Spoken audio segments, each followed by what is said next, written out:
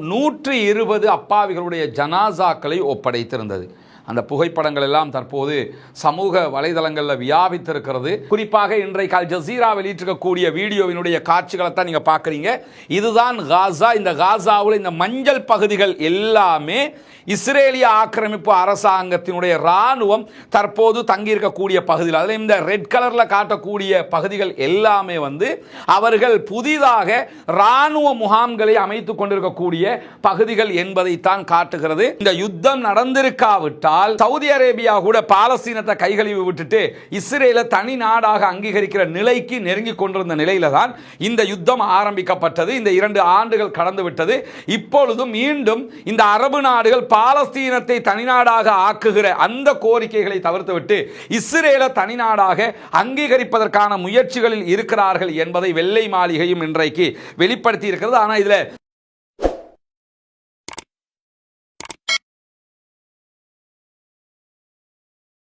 அன்பிற்கினிய சகோதர சகோதரிகளை நம் அனைவர் மீதும் ஏக இறைவனுடைய அமைதியும் கருணையும் உண்டாகட்டுமாக என்கிற உயரிய பிரார்த்தனைகளோடு பாலஸ்தீனத்தினுடைய காசா பகுதிகளில் 2 ஆண்டுகளாக நடைபெற்று வந்த மாபெரும் யுத்தம் தற்போது சமாதான நிலையை எட்டியிருக்கிறது.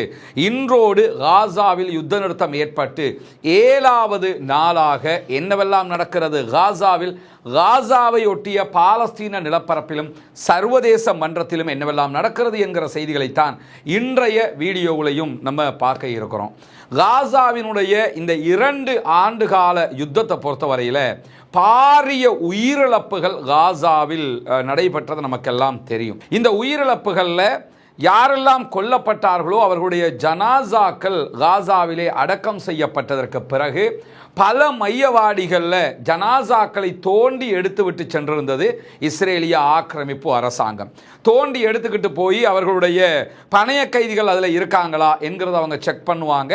செக் பண்ணிட்டு அதை தாண்டி காசாவில் இருக்கக்கூடிய அந்த ஜனாசாக்கள் சிதைக்கப்பட்டு உடல் உறுப்புகள் திருடப்பட்ட வரலாறுகள் எல்லாம் கடந்த காலங்களிலேயே வெளியான செய்திகளை நம்ம உங்களுக்கு மத்தியில் சொல்லி இருக்கிறோம். இப்படியான சூழலில் தற்போது ஏற்பட்டிருக்கக்கூடிய இந்த சமாதான உடன்படிக்கைப்படி நேற்றைய தினம் சர்வதேச செஞ்சிலுவை சங்கத்திடத்தில் இஸ்ரேலிய ஆக்கிரமிப்பு இராணுவம் 120 அப்பாவிகளுடைய ஜனாசாக்களை ஒப்படைத்திருந்தது.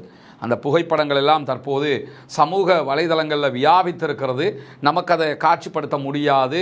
அந்த புகைப்படங்களை எல்லாம் நம்ம பார்க்கறதுக்கு சகிக்க முடியலை. ஏன்னா எப்படி அவர்கள் சித்திரவதை செய்யப்பட்டார்களோ அந்த முறையிலேயே அவர்கள் மரணித்த அதே முறையிலேயே அவர்களுடைய ஜனாசாக்கள் இருப்பதை நம்ம பார்க்க முடியும். கைகள் பின்பக்கமாக கட்டப்பட்டு கண்கள் கட்டப்பட்ட நிலையில் சிதைக்கப்பட்ட உடல்கள் காசா சுகாதார அமைப்பிடத்தில் வழங்கப்பட்டிருக்கிறது. அந்த உடல்களை பெற்றுக்கொண்டிருக்கக்கூடிய சுகாதார அமைப்பு 120 பேரில் 6 பேருடைய உடல்கள் மட்டும்தான் அடையாளம் காணப்பட்டதே தவிர வேறு யாருடைய உடல்களையும் எங்களால் அடையாளம் காண முடியாமல் இருக்கிறது என்கிற கவலைகளை இன்றைக்கு வெளிப்படுத்தி இருப்பதை நம்ம பார்க்க முடிகிறது. வல்ல ரஹ்மான் அந்த மக்களுக்கு ஷஹீதுடைய அந்தஸ்துகளை கொடுக்க வேண்டும், அவர்களுக்கு மன அமைதிகளை கொடுக்க வேண்டும் என்கிற கோரிக்கைகளோடு இன்றைய நாளிலும் காசாவினுடைய சுஜாஇயா பகுதிகளில் இஸ்ரேலிய ஆக்கிரமிப்பு அரசாங்கம் தாக்குதல்களை நடத்தி இருக்கிறது. ஒரு சகோதரர் கொல்லப்பட்டிருக்கிறார், ஷஹீதாகி இருக்கிறார் என்கிற நிலையில் வெஸ்ட் பேங்கில் பாலஸ்தீன மக்களுக்கு எதிராக இஸ்ரேல் நடத்தி இருக்கக்கூடிய தாக்குதல்களில் 2 இளைஞர்கள் இன்றைய நாளில் கொல்லப்பட்டிருக்கிறார்கள், ஷஹீதாகி இருக்கிறார்கள் என்கிற கவலைக்குரிய செய்திகளும் வெளியாகி இருக்கிறது. இப்படியான சூழல்ல தான் காசாவுக்குள்ள உணவுகள் அனுப்பப்பட வேண்டும், மருந்துகள் அனுப்பப்பட வேண்டும். ரஃபா பார்டரை தொடர்ந்தும் திறக்க மறுத்து கொண்டிருக்கிறது இஸ்ரேலிய ஆக்கிரமிப்பு அரசாங்கம். இதே நேரம் காசாவுக்குள்ள உணவுகள் கொண்டு செல்வது UNRWA தான் அபிஷியலாக கொண்டு போக முடியும், ஐநாவினுடைய மற்ற அமைப்புகளும் கொண்டு போக முடியும். UNRWAக்கு இன்னும் அனுமதி கிடைக்காத நிலையில் தற்போது வேர்ல்ட் ஃபுட் ப்ரோக்ராம் அமைப்பு உள்ள தேவையான உணவுகளை ஓரளவுக்கு கொண்டு செல்கிறார்கள். ஒரு நாளைக்கு 560 டன் உணவுகள் காசாவுக்குள் நேற்று முதல் உள்ளே நுழைய ஆரம்பித்திருக்கின்றன. ஆனாலும் வேர்ல்ட் ஃபுட் ப்ரோக்ராம் இன்றைக்கு வெளியிட்டிருக்கக்கூடிய அறிவிப்பில் என்ன சொல்றாங்கன்னா 260 டன் உணவுகள் என்பது எந்த விதத்திலும் போதாது. நார்த்து காசா பகுதிகளில் இருக்கக்கூடிய கடவைகளை எல்லாம் திறந்து விடுங்க, ரஃபா பார்டரை திறங்க. ஏன்னா காசாவுக்குள்ள இருக்கக்கூடிய பஞ்சத்தை முடிவுக்கு கொண்டு வர வேண்டும் என்றால் இதையெல்லாம் செய்து ஒப்பந்தப்படி நாம் நடந்தால் மாத்திரம்தான் செய்ய முடியும் என்று சொல்லி இன்றைக்கு வேர்ல்டு ஃபுட் ப்ரோக்ராம் வெளியிட்டிருக்கக்கூடிய அறிவிப்பில் சொல்லி இருக்கிறது மட்டுமல்லாம காசாவில் இஸ்ரேல் தற்போது எந்த பகுதிகளில் இராணுவத்தை வைத்துக் கொண்டிருக்கிறதோ எலோ பார்டருக்கு பின்பகுதிகளில் அவர்கள் வைத்துக் கொண்டிருக்கக்கூடிய இடங்கள்ல எல்லாம் மேலதிகமான இராணுவ முகாம்களை அவர்கள் அமைக்கிற புகைப்படங்களும் சேட்டலைட் காட்சிகளும் இன்றைக்கு வெளியாகி இருக்கின்றன. அல் ஜசீராவினுடைய சனத் ஆய்வு பிரிவு இன்றைக்கு அந்த காட்சிகளை வெளியிட்டிருக்கிறது. தனி வீடியோவாகவே அவங்க அந்த செய்திகளை வெளியிட்டிருக்கிறத நம்ம பார்க்க முடியும். குறிப்பாக இன்றைக்கு அல் ஜசீரா வெளியிட்டிருக்கக்கூடிய வீடியோவினுடைய காட்சிகளை தான் நீங்க பார்க்குறீங்க. இதுதான் காசா. இந்த காசாவில் இந்த மஞ்சள் பகுதிகள் எல்லாமே இஸ்ரேலிய ஆக்கிரமிப்பு அரசாங்கத்தினுடைய இராணுவம் தற்போது தங்கியிருக்கக்கூடிய பகுதியில், அதில் இந்த ரெட் கலரில் காட்டக்கூடிய பகுதிகள் எல்லாமே அவர்கள் புதிதாக இராணுவ முகாம்களை அமைத்துக் கொண்டிருக்கக்கூடிய பகுதிகள் என்பதைத்தான் காட்டுகிறது. அதே நேரம் இந்த பகுதியில் நீங்க பார்க்கலாம், செப்டம்பர் 28 இந்த இடம் எப்படி இருக்கிறது என்பதை பாருங்கள். அக்டோபர் 14க்கு பிறகு இந்த இடம் எப்படி இருக்கிறது என்பதை பாருங்கள். செப்டம்பர் 28 இந்த இடத்துல எந்த ஒரு முகாமும் இல்லை, சாதாரணமாகத்தான் அளிக்கப்பட்ட பகுதி தெரிகிறது. அக்டோபர் 14க்கு பிறகு இந்த இடத்தில் கட்டிடங்கள் கட்டப்பட்டு உடனடியாக இராணுவ முகாம் ஒன்று அமைக்கப்பட்டிருக்கக்கூடிய காட்சிகள் திட்ட தெளிவாக தெரிகின்றன. இதே மாதிரி இதில் இந்த ரெட் கலர் காட்டப்பட்டிருக்கக்கூடிய எல்லா இடங்களிலும் இஸ்ரேலிய ஆக்கிரமிப்பு இராணுவம் அவர்களுடைய நிலைகளில் இராணுவத்தை நிலைநிறுத்தி இருக்கிறார்கள் அதிகமாகவே என்கிற செய்திகள் இன்றைக்கு வெளியாகி இருக்கின்றன. பாலஸ்தீன விடுதலை அமைப்பு, சர்வதேச செஞ்சிலுவை சங்கம் உள்ளிட்ட கத்தர், ஈஜிப்ட், துருக்கி ஆகிய நாடுகளும் அமெரிக்காவும் இதை கண்காணிக்க வேண்டும். ஒப்பந்த பிரகாரம் இஸ்ரேல் நடக்க தவறுகிறது என்பதை மீண்டும் மீண்டும் சுட்டிக்காட்டியிருக்கக்கூடிய நிலையில தான் அமெரிக்க அதிபர் டொனால்ட் ட்ரம்ப் இன்றைக்கு ஒரு அறிவிப்பை விடுத்திருக்கிறார். அதில் அவர் என்ன சொல்றாருன்னா, ஆப்ரஹாம் ஒப்பந்தத்தில் மேலதிகமாக பல அரபு நாடுகள் இணைவதற்கு காத்து கொண்டிருக்கின்றன என்கிற செய்திகளை சொல்லி இருக்கிறாரு. ஏன்னா ஃபாக்ஸ் நியூஸ் பிசினஸ்க்கு அவர் கொடுத்திருக்கக்கூடிய பேட்டியில் காசாவில் நடந்த யுத்தம், அதே போன்று ஈரானோட நடந்த யுத்தம், இந்த ரெண்டு யுத்தமும் தான் இந்த ஆப்ரஹாம் ஒப்பந்தத்தில் மற்ற அரபு நாடுகள் இணைவதை தடுத்தது. இப்பொழுது யுத்தம் முடிவுக்கு வந்திருக்கிறது, அந்த நாடுகள் இணைவதற்கு வாய்ப்பு இருக்கிறது என்று சொல்லியிருக்கிறார். குறிப்பாக இஸ்ரேலோட அரபு நாடுகள் இஸ்ரேலை தனி நாடாக அங்கீகரிக்கிற படலத்துக்கு தான் ஆப்ரஹாம் ஒப்பந்தம் என்ற பெயர். அமெரிக்க அதிபராக டொனால்ட் ட்ரம்ப் இதற்கு முதல் தடவை அமெரிக்காவில் அதிபராக இருந்த நேரத்தில் இந்த ஆப்ரஹாம் ஒப்பந்தம் கொண்டு வரப்பட்டது. 2020 செப்டம்பர் 15ஆம் தேதி ஐக்கிய அரபு எமிரேட்ஸ், UAE, பஹ்ரைன் உள்ளிட்ட நாடுகள் பாலஸ்தீனத்தை தனி நாடாக அங்கீகாரம் கோர வேண்டிய இடத்தில் இருக்கக்கூடியவங்க இஸ்ரேலை தனி நாடாக அங்கீகரிக்கிறோம் என்று சொன்னார்கள். சவுதி அரேபியா உள்ளிட்ட மற்ற அரபு நாடுகள் எல்லாம் இஸ்ரேலை தனி நாடாக அங்கீகரிக்க வேண்டும் என்றால் பாலஸ்தீனத்தை தனி நாடாக உலக நாடுகளும் ஐநாவும் ஏற்றுக்கொள்ள வேண்டும் என்பதை கோரிக்கையாக விடுத்து வருகின்றன. ஆனால் இந்த யுத்தம் நடந்திருக்காவிட்டால் சவுதி அரேபியா கூட பாலஸ்தீனத்தை கைகழுவி விட்டுட்டு இஸ்ரேலை தனி நாடாக அங்கீகரிக்கிற நிலைக்கு நெருங்கி கொண்டிருந்த நிலையில தான் இந்த யுத்தம் ஆரம்பிக்கப்பட்டது. இந்த 2 ஆண்டுகள் கடந்து விட்டது. இப்பொழுது மீண்டும் இந்த அரபு நாடுகள் பாலஸ்தீனத்தை தனி நாடாக ஆக்குகிற அந்த கோரிக்கைகளை தவிர்த்துவிட்டு இஸ்ரேலை தனி நாடாக அங்கீகரிப்பதற்கான முயற்சிகளில் இருக்கிறார்கள் என்பதை வெள்ளை மாளிகையும் இன்றைக்கு வெளிப்படுத்தி இருக்கிறது. ஆனால் இதுல எந்தெந்த அரபு நாடுகள் உடனடியாக செய்ய போறாங்க என்கிற செய்திகள் வெளியாகவில்லை. இதே நேரத்தில் இன்றைக்கு பாலஸ்தீன விடுதலை அமைப்பினர் ஒரு அறிக்கை வெளியிட்டிருக்கிறார்கள். அதில் என்ன சொல்றாங்கன்னா, நெத்தன்யாகு ரொம்ப தடுமாறிக்கிட்டு இருக்கிறாரு, மீண்டும் மீண்டும் அவர் ஒப்பந்தத்தை சரியாக கடைபிடிக்காவிட்டால் நாங்கள் தாக்குதல் நடத்துவோம் என்கிறார். ஒப்பந்தத்தை நாங்கள் சரியாகத்தான் கடைபிடித்துக் கொண்டிருக்கிறோம். பெஞ்சமின் நெத்தன்யாகு தான் சொன்னது சொன்னபடி காசாவுக்குள் தேவையான உணவுகளையும் பொருட்களையும் கனரக மெஷின்களையும் உள்ளே அனுமதிக்க மறுக்கிறார். எனவே தடுமாறாம ஒப்பந்தத்தை நீங்க கடைபிடிக்கணும் என்று சொல்லக்கூடிய பாலஸ்தீன விடுதலை அமைப்பு ஒப்பந்தத்தில் உடல்கள் செத்து போனவங்களுடைய உடல்களை ஒப்படைக்கல என்று சொல்லி சொன்னா நாங்க திரும்ப தாக்குதல் நடத்துவோம்னு பெஞ்சமின் நெத்தன்யாகு சொல்றாரு. உங்களுக்கு உடம்ப நாங்க ஒப்படைக்கிறதுக்கு முன்னாடி அதை எங்க புதைச்சி வச்சிருக்கிறோமோ அந்த இடங்களை தோண்டி வெளியே எடுக்கிறதுக்கு தேவையான புல்டோசர் உள்ளிட்ட கனரக மெஷின்கள் எல்லாம் தேவைப்படுகிறது. அது ஒப்பந்த பிரகாரம் உள்ள வரணும்.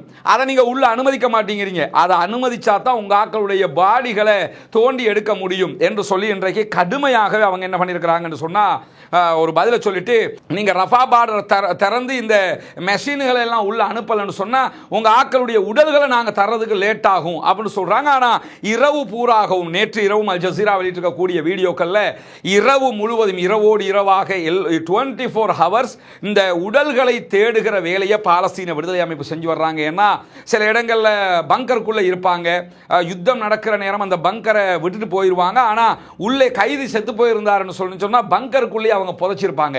அந்த பங்கர் அடையாளம் காணப்பட வேண்டும். இப்பொழுது அந்த பங்கர் அழிக்கப்பட்டிருக்கும் அல்லது இழுத்து மூடப்பட்டிருக்கும், ஏதோ ஒரு வகையில் இருக்கும். அதையெல்லாம் அடையாளம் கண்டு தோண்டி எடுக்க வேண்டிய நிலைமை இருக்கிறதுனால கொஞ்சம் தாமதமாகலாம். எங்களுக்கு தேவையான மெஷினரிஸ் உள்ள வந்துடுச்சுன்னா உடனடியாக நாங்கள் தந்துருவோம் என்கிற மிக தெளிவான பதிலையும் இன்றைக்கு பாலஸ்தீன விடுதலை அமைப்பினர் வெளியிட்டிருக்கக்கூடிய நேரத்தில் எடியோத் அஹ்ரோனோத் என்கிற இஸ்ரேலிய பத்திரிகை ஒரு முக்கியமான இது தொடர்பான செய்தியையே இன்றைக்கு ஒப்புதல் வாக்கு மூலமாக தந்திருக்கிறது.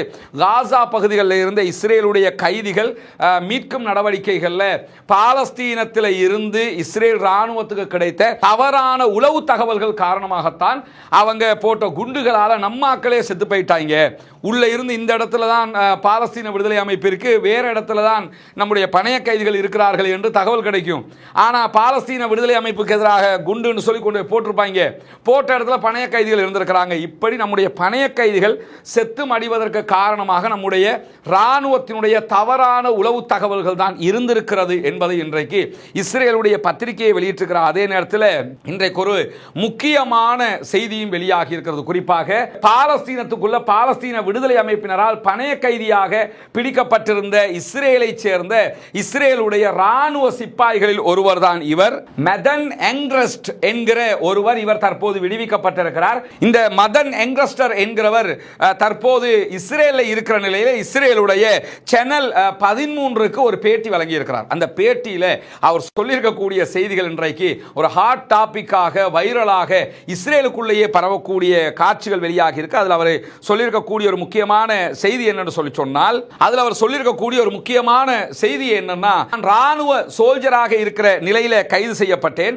கைது செய்யப்பட்டதற்கு பிறகு நான் என்னுடைய மத நடவடிக்கைகளை மேற்கொள்ள வேண்டும் என்று பாலஸ்தீன விடுதலை அமைப்பிடத்தில் பங்கருக்குள்ள கோரிக்கை விடுத்திருந்தேன். குறிப்பாக தனக்கு டெஃபிலின் வேணும் என்று கேட்டதாக அவர் சொல்லுகிறார். அதாவது யூதர்கள் வணக்க வழிபாடு செய்வதற்கான ஒரு தோல் பெட்டியாக அது கணிக்கப்படுகிறது. அது எனக்கு வேணும், நான் என்னுடைய வணக்க வழிபாடுகளை நான் செய்யணும் அப்படின்னு சொல்லி அவங்களுடைய மதப்படி தொழுகை நடத்துவதற்கான ஒரு தேவை, அது டெஃபிலின் என்பது, அதை கேட்டிருக்கிறார். அதே மாதிரி பிரார்த்தனை புத்தகம் வேண்டும் என்றும் நான் கேட்டேன். அதை தாண்டி ஒரு தோரா எனக்கு வேண்டும் என்று நான் கேட்டேன். எங்களுடைய மத புத்தகங்கள் வேண்டும் என்று நான் கேட்டேன். உடனடியாக எங்கிருந்து கொண்டு வந்தாங்கன்னு தெரியல, நான் கேட்டவைகளை பாலஸ்தீன விடுதலை அமைப்பினர் எனக்கு கொண்டு வந்து தந்தார்கள். நான் சுரங்க பாதைகளில் இருக்கும் போதும், இந்த 2 ஆண்டுகள் பணைய கைதியாக இருக்கும் போதும், ஒரு நாளைக்கு 3 முறை நான் பிரார்த்தனைகளில் ஈடுபட்டிருக்கிறேன், வணக்க வழிபாடுகளில் ஈடுபட்டிருக்கிறேன். எனக்கு வணங்குவதற்கான முழு சுதந்திரத்தை தந்தார்கள். அதே போன்று எனக்கான தேவையான நான் கேட்ட வணக்க வழிபாட்டுக்கான பொருட்களை தந்தார்கள். என்னுடைய வேத புத்தகத்தை தந்தார்கள். எனக்கு எந்த இடைஞ்சலையும் அவர்கள் செய்யவில்லை என்று சொல்லக்கூடியவர் மேலதிகமாக என்ன சொல்றாருன்னு சொன்னா, எனக்கு வான்வழி தாக்குதல்கள் நடைபெறுகிற நேரங்களில் எல்லாம் எங்களை காப்பாற்றுவதற்கு அவர்கள் பெரிய முயற்சிகளை மேற்கொண்டார்கள். ஒன்றுக்கும் மேற்பட்ட தடவைகளில் எங்கள் மீது தாக்குதல் நடத்தப்பட்ட நேரத்தில் நான் தப்பித்திருக்கிறேன். நான் இந்த பிரார்த்தனைகளும் அதுக்கு காரணமாக அமைந்தது என்று அவருடைய மத நம்பிக்கை பிரகாரம் அதை அவர் சொல்றாரு. இந்த இடத்துல நம்ம என்ன கவனிக்கணும்னா, பாலஸ்தீனத்தை சேர்ந்த சகோதரர்கள் தற்போது விடுதலை பெற்று வந்திருக்கிறார்கள். அவர்கள் கொடுக்கக்கூடிய பேட்டிகளுடைய ஒரு தொகுப்பு நாளைய தினம் நம்முடைய தளத்தில் சிறப்பு வீடியோவாக நம்ம வெளியிட இருக்கிறோம். அதை பார்த்தீங்கன்னா தெரியும், இஸ்ரேல் எப்படி கைதிகளை நடத்துகிறது, பாலஸ்தீன விடுதலை அமைப்பினர் எப்படி நடத்தி இருக்கிறார்கள் என்று. குறிப்பாக பாலஸ்தீன மக்கள் மீது சித்திரவதைகளை செய்வது, மருந்துகள் கொடுக்காமல் மருத்துவ புறக்கணிப்பில் ஈடுபடுவது, இப்படி பல விதமான உலகத்தில் அவங்க செஞ்ச அநியாயங்கள் எங்கேயுமே நடக்கல. ஒரு சகோதரர் சொல்கிறார், நான் நரக வேதனை அனுபவித்ததை போன்று இருந்தது, அவ்வளவு எனக்கு டார்ச்சர் பண்ணினாங்க.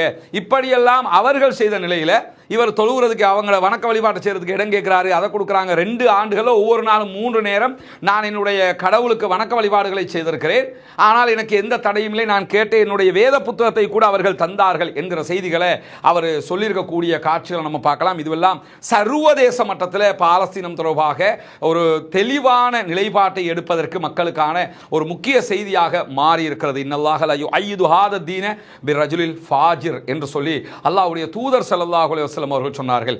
ஒரு தவறானவன், ஒரு கெட்டவனை கொண்டு கூட அல்லாஹு தஆலா இந்த மார்க்கத்திற்கு வலு சேர்ப்பான் அப்படின்னாங்க. இந்த காட்சியில் நம்ம பார்க்கலாம். அவர் இஸ்ரேலுடைய சிப்பாயாக இருந்தாலும் அவருடைய நாவினால் பாலஸ்தீனத்தில் என்ன நடந்தது என்கிற உண்மைகள் வெளிப்பட்டு கொண்டிருக்கக்கூடிய சூழல்ல இஸ்ரேலுக்குள்ள நடத்தப்பட்டிருக்கக்கூடிய ஒரு கருத்து கணிப்பு, மாரிவ் செய்தித்தாள் நடத்தி இருக்கக்கூடிய ஒரு கருத்து கணிப்பு வெளியாகி இருக்கு. அந்த கருத்து கணிப்பு பிரகாரம் இன்றைய நாட்களில் இஸ்ரேலுக்குள் தேர்தல் நடத்தப்பட்டால் பெஞ்சமின் நெதன்யாகு தோல்வி அடைவார் என்று மிக தெளிவான கருத்து கணிப்புகள் சொல்கின்றன. எதிர்க்கட்சிகளுடைய கூட்டணி 58% மேல் வாக்கு பலத்தை பெற்று ஆட்சியை பிடிக்கும் என்கிற செய்திகள் வெளியாகி இருக்கிறது. இதுவும் இஸ்ரேலுடைய பிரதமர் பெஞ்சமின் நெதன்யாகுவினுடைய அரசியல் சூனியமாகுவதற்கான, அஸ்தமனமாகுவதற்கான காலமாக மாறி இருக்கிறது என்பது நம்ம புரிகிறது. அதே நேரத்தில் பாலஸ்தீன விடுதலை அமைப்பின் மீதான தடையை மறுபரிசீலனை செய்வதற்காக போடப்பட்ட வழக்கை தடுக்க வேண்டும் என்று பிரித்தானியாவினுடைய அரசாங்கம் வைத்த கோரிக்கை மனு இன்றைக்கு பிரித்தானியாவுடைய சுப்ரீம் கோர்ட்ல டிஸ்மிஸ் செய்யப்பட்டிருக்கிறது. பிரித்தானியாவில் பாலஸ்தீன விடுதலை அமைப்பை பயங்கரவாத குழு என்று சொல்லி தடை விதிச்சிருக்கிறாங்க. அதற்கு எதிராக 600க்கும் மேற்பட்ட பிரித்தானிய சட்டத்தரணிகள் சேர்ந்து ஒரு வழக்கு தாக்கல் பண்ணியிருக்கிறாங்க. இது உங்களுடைய முடிவு பிழை, இதை மீள் பரிசீலனை பண்ணணும் என்று சொல்லி ஒரு கோரிக்கை வச்சிருக்கிறாங்க. அதை மீள் பரிசீலனைக்காக அந்த மனுவை சுப்ரீம் கோர்ட் எடுக்கிற நேரத்தில் நீங்க இதை மீள் பரிசீலனையே பண்ணக்கூடாது என்கிற ஒரு மனுவை பிரித்தானியாவுடைய ஸ்டாமருடைய அரசாங்கம் சுப்ரீம் கோர்ட்ல தாக்கல் பண்ணியிருந்தாங்க. ஸ்டாமருடைய அரசாங்கம் தாக்கல் செய்த மனு தள்ளுபடி செய்யப்பட்டிருக்கிறது. பாலஸ்தீன விடுதலை அமைப்பு பயங்கரவாத குழுவா இல்லையா என்று நாங்கள் ஆய்வு பண்ணுவோம், சுப்ரீம் கோர்ட் அதை விசாரணை பண்ணி தான் முடிவெடுக்கும் என்று சொல்லி இன்றைக்கு அறிவித்திருக்கக்கூடிய சூழலையும் நம்ம பார்க்க முடியும். தொடர்ந்து பாலஸ்தீன மக்களுக்கு எதிரான, பாலஸ்தீன மக்களை நசுக்குகிற அல்லது பாலஸ்தீன மக்களை இல்லாதொழிக்கிற வேலைகள் எல்லா பகுதிகளிலும் ஒவ்வொரு விதமாக வெவ்வேறு திசைகளில் நடந்தாலும் அவை அத்தனையும் ஏதோ ஒரு வகையில் ஒரு புள்ளியில் வந்து நின்று அவர்களுக்கு சாதகமாக முடிகிறது. அல்ஹம்துலில்லாஹ். தொடர்ந்தும் பாலஸ்தீன அப்பாவிகளுக்காக பிரார்த்தனை செய்யுங்கள், பாலஸ்தீன அப்பாவிகளுக்காக அல்லாஹ்விடத்திலே கையேந்துங்கள். முதலாவது வீடு இவங்களுக்கு தான் கையளிக்கிறோம். உங்களை மாதிரி அன்றாடம் வேலை செய்யக்கூடிய ஒருத்தர் கொழும்புல ஒரு உண்டியலை கொண்டு வந்தார். 9500 ரூபாய் சம்திங், அதுல காசு இருந்துச்சு. அந்த உண்டியலை கொண்டு வந்தாரு, இந்த வீட்டு திட்டங்களை சேர்த்துக் கொள்ளுங்க. இப்படி எல்லாம் சேர்த்து செஞ்சிருக்கிறோம் அல்ஹம்துலில்லாஹ். 2வது வீடு இது சகோதரர் ரியாஸுக்குரிய வீடு. எனக்கு நிறைய கனவு ஒன்று இருந்த அந்த கனவு எனக்கு நிறைவேற்று, அதனால் ரொம்ப சந்தோஷப்படுறேன். நான் இப்படி ஒரு கனவு நான் நிறைய காலங்கள் நான் இப்படி நினைச்சுன்னு இருந்தேன். எனக்கு அமைஞ்சிட்டு என் பிள்ளைகள் இப்போ நிம்மதியாக பழக்கக்கூடிய அளவுக்கு நிம்மதியாரி. 3வது வீடு நம்ம கையளிக்கிற சகோதரர் கரீம் அவங்களுக்கும் அவங்களோட மனைவிக்கும் தான் நம்ம ஒப்படைக்கிறோம். வீடு பிடிச்சிருக்கா? உள்ள போய் பார்த்தீங்களா? சந்தோஷமா?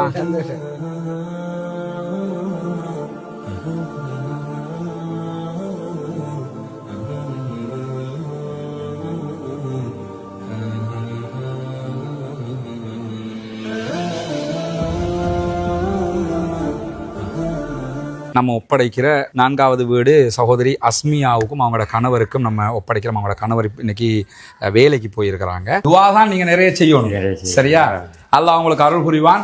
பார்க்குற மக்கள் நீங்க செஞ்ச உதவியால தான் இவ்வளவு நம்ம பண்ணி இருக்கிறோம். அல்லாஹ் அத்தனை பேருக்கும் அருள் புரிவான். ரொம்ப ஒரு மகிழ்ச்சியான ஒரு தருணமாக இது இருக்குது. எனவே நிறைய அல்லாஹ்விடத்தில் நாங்கள் உங்களுக்காக பிரார்த்தனை பண்ணுறோம். இன்னும் ஒரு 9 வீடு கட்டணும் இன்ஷா அல்லாஹ். அல்லாஹ் அதுக்கும் அருள் புரியணும்னு சொல்லி துவா கேளுங்க. அதே மாதிரி ஒரு உம்மா, ஒரு விதவத்தாய், அவங்க எனக்கு 5000 ரூபா காசு அனுப்பிட்டு என் மொபைலில் இருக்குது, எனக்கு கையால் எழுதி ஃபோட்டோ பிடிச்சி அனுப்பியிருக்கிறாங்க, இந்த காசை மகன் சேர்த்துக்கொள்ளுங்க அப்படின்ட்டு. இப்படி ஒவ்வொரு சின்ன சின்ன அமௌண்ட்டுகளாக தான் சேர்த்துருக்கேன். என்னோட யூடியூப் சேனலில் காசாவில் பலஸ்தீனில் மக்களை கொள்கிறாங்க, அந்த செய்திகளை நம்ம அங்கே என்ன நடக்குதுன்றதை சொல்கிறோம். அதை பார்க்குற மக்கள் தான் அதில் நம்ம சொல்கிற இந்த தகவலையும் சேர்த்து இந்த உதவிகளை செய்கிறாங்க. அந்த அடிப்படையில் தான் இதெல்லாம் நம்ம செஞ்சுருக்கிறோம். அவங்களுக்காகவும் என்ன செய்யுங்கன்னு கேட்டால் நீங்க வந்து துஆ செய்யுங்க இன்ஷா அல்லாஹ். இதுதான் நம்ம அடுத்து கட்ட இருக்கிற இடம். 4 வீடுகள் கிட்டத்தட்ட இவரில் கட்ட முடியும். அதுக்குரிய ஃபவுண்டேஷன் போடுகிற வேலைகளை ஆரம்பிச்சிருக்கோம். இன்னைக்கு தான் அதுக்குரிய வேலைகள் ஃபவுண்டேஷன் போடுகிற வேலைகள் ஆரம்பிக்கப்பட்டது. கற்களை கொண்டாந்து போட்டிருக்கிறாங்க. மேலதிகமாக இன்ஷா அல்லாஹ் அடுத்த வேலைகள் நாளை காலையில இருந்து தொடரும் இன்ஷா அல்லாஹ் ஆரம்பிக்க இருக்கிறது. எனவே இந்த வேலைகளும் நீங்க தருகிற உதவிகளை கொண்டுதான் நம்ம செய்ய இருக்கிறோம்ங்கிறதுனால நீங்கள் தான் இதற்கும் உதவ வேண்டும். அல்லாஹ் உங்களுக்கு அருள் புரிய வேண்டும். உங்கள்கிட்ட தான் நம்ம இதை கேட்க முடியும்.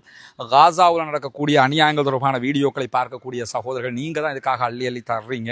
சிறு தொகையாக இருந்தாலும் உங்களால் முடிந்ததை நீங்கள் தர வேண்டும் என்று நம்ம கேட்டுக்கிட்டு இருக்கிறோம். சதகத்துல் ஜாரியாவாக ஜகாத்து பணத்தையும் ஜகாத்து பெறக்கூடிய 8 கூட்டத்தாரில் ஒரு கூட்டத்தார் முஅல்லஃபத்துல் குலூப் உள்ளங்கள் ஈர்க்கப்படுகிறவர்கள் என்று அல்லாஹு தாலா சொல்லி காட்டுகிறான். எனவே இந்த இஸ்லாத்தை ஏற்றுக்கொண்ட சகோதரர்களும் அதிலே ஒரு குரூப்பாக இருக்கிறதுனால உங்களுடைய ஜகாத் நிதிகளையும் நீங்க தாராளமாக அதற்காக தர முடியும். இதுல மொத்தம் 4 வீடுகள் இந்த லேண்டுக்குள்ள கட்ட முடியும். இந்த லேண்டும் நம்ம விலை கொடுத்து வாங்கியிருக்கிறோம் அல்ஹம்துலில்லாஹ்னு சொல்லி. ஏற்கனவே கட்டப்பட்ட ஒவ்வொரு வீடுகளும் 25 லட்சங்கள் சுமார் ஒவ்வொரு வீட்டுக்கு நம்ம செலவழிச்சிருக்கிறோம். முழுமையாக கம்ப்ளீட்டடாக ஒவ்வொரு வீட்டையும் நம்ம செஞ்சு கொடுத்துருக்கிறோம். அதே மாதிரி தான் இந்த இடத்துல 4 வீடுகள் கட்ட வேண்டி இருக்கிறது. எனவே இந்த வீட்டுக்கான உதவி ஒத்தாசைகளையும் வாரி வழங்குமாறு அன்பாக கேட்டுக்கொள்கிறோம். உங்களிடத்தில் மட்டும்தான் நாங்கள் கேட்டு வர முடியும். எனவே இந்த வீடியோக்களை பார்க்கிற சகோதரர்கள் இதற்கான உதவிகளை வாரி வழங்குங்கள். முன்னால் தெரிகிற நம்முடைய வங்கி கணக்கிலக்கத்திற்கு நீங்கள் உங்களால் முடிந்த உதவித்தொகைகளை அனுப்பித்தர முடியும். அதே நேரத்தில் வெளிநாடுகளிலிருந்து பணம் அனுப்ப முடியாது இந்த அக்கௌண்ட்டுக்கு என்று சொல்லக்கூடியவங்க முன்னால் தெரிகிற என்னுடைய வாட்ஸ்அப் மற்றும் தொலைபேசி இலக்கத்தை தொடர்பு கொள்ளுங்கள். உங்களுக்கு அதற்குரிய வழிகாட்டுதல்களையும் நம்ம தருவதற்கு தயாராக இருக்கிறோம். வல்ல இறைவன் நம்முடைய அனைத்து பணிகளையும் புரிந்து கொள்ள வேண்டும். அந்த மக்கள் மகிழ்ச்சியாக அதை ஏற்றுக்கொண்ட காட்சிகளை நீங்கள் பார்த்துருப்பீங்க. எனவே தான் இந்த உதவியை நாங்கள் உங்களிடத்தில் கேட்குறோம். இந்த 4 வீடுகள் கட்டிட்டோம்னா மொத்தம் 9 வீடுகள் முடிஞ்சிடும். அதுக்கு பிறகு இன்னொரு 6 வீடு இப்படி நம்மளால் முடிஞ்ச வரைக்கும் எத்தனை வருஷமானாலும் கட்டி கொடுக்கறது எவ்வளோதாங்கிற அடிப்படையில் தான் இதற்காக ஓடிக்கொண்டிருக்கோம். ஒன்று புரிஞ்சுக்கிறேங்க, நான் இருக்கிறது பொத்துவில்லை இப்போ. ஆனால் நான் உண்மையிலே என்னுடைய வசிப்பிடம் கொழும்பு. இந்த பணிகளை மேற்பார்வையிடுவதற்காக மாதத்தில் குறைஞ்சது 3 தடவையாவது நான் பொத்துவிலுக்கு வந்து போய்கிட்டு இருக்கிறேன். இங்கே சகோதரர் ஃபௌமி பொறுப்பாக இருந்து செஞ்சுக்கிட்டு இருக்கிறாரு. கிட்டத்தட்ட கொழும்புல இருந்து வர்றதுக்கு 7 மணி நேரம் பிடிக்கும், திரும்ப போகிறதுக்கு 7 மணி நேரம் பிடிக்கும். இந்த நேரங்களையும் செலவு செய்து தான் நான் இதுக்காக வர்றேன். ஏன்னா நீங்கள் தருகிற பணம் சரியாக போய் சேரணுங்கிறதுக்காக வல்ல ரஹ்மான் நம்முடைய பணிகளை ஏற்றுக்கொள்வானாக. அல்லாஹ்விடத்தில் நிறைய பிரார்த்தனை செய்யுங்கள். எனக்காகவும் பிரார்த்தனை செய்யுங்கள். பாலஸ்தீனம் வெற்றி பெற வேண்டும் என்றும் பிரார்த்தனை செய்யுங்கள். அஸ்ஸலாமு அலைக்கும் வரஹ்மத்துல்லாஹி வபரகாத்துஹு.